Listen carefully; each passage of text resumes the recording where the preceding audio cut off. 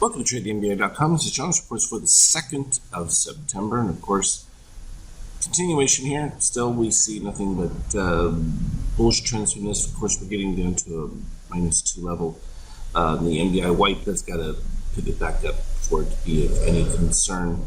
DOC cyan did spike above, so we got a little bit more short activity up at the highs, but that could just propel us to additional moves if we see a turnaround in DOC steel, which has dipped down here to the -7. If it pivots back up, then we would definitely have that breakout. That would coincide with new fund money coming in the next couple of days.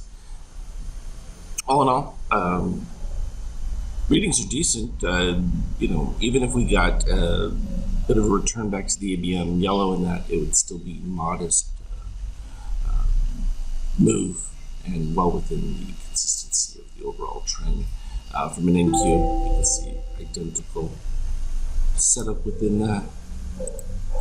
And from a gold standpoint, just holding on until it gets a clearer idea of whether or not some of these Delta variant scare tactics are working to slow economic growth, which would help sustain a prevention of hyperinflation.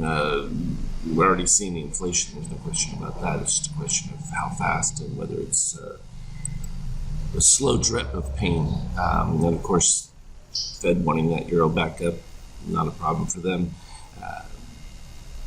Consistent with the readings from the turnaround point. Slow ebb, and it's just going to be one of those where they really want to drive that into the 120 range just because it helps company earnings, that kind of thing.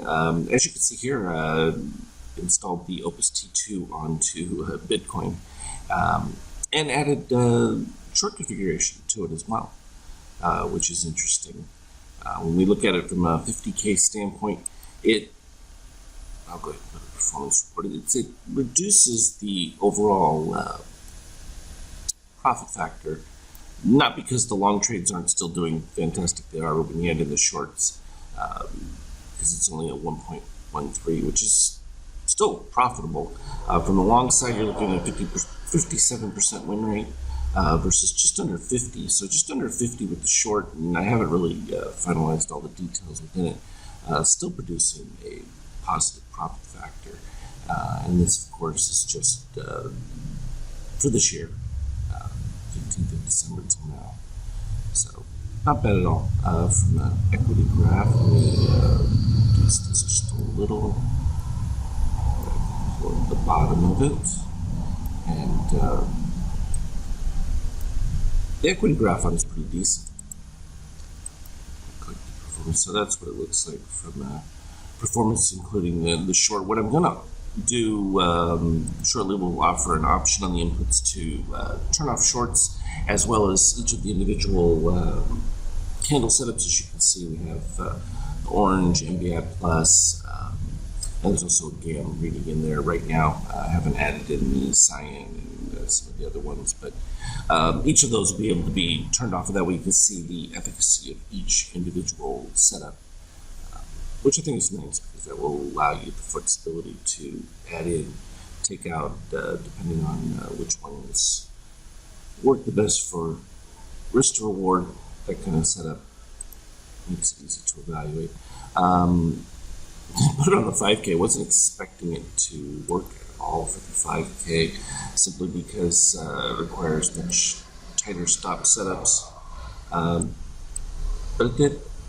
Just barely. The shorts reduced it a little bit, but even from the long side, win rates on that, and that's just because of the way the stops are set up and when they're adjusted to micro readings for 5K, they'll do far better than that. So I think that's potentially a very positive outlook too. Always wanted to be able to really define that short time frame effectively, and so getting there one step at a time.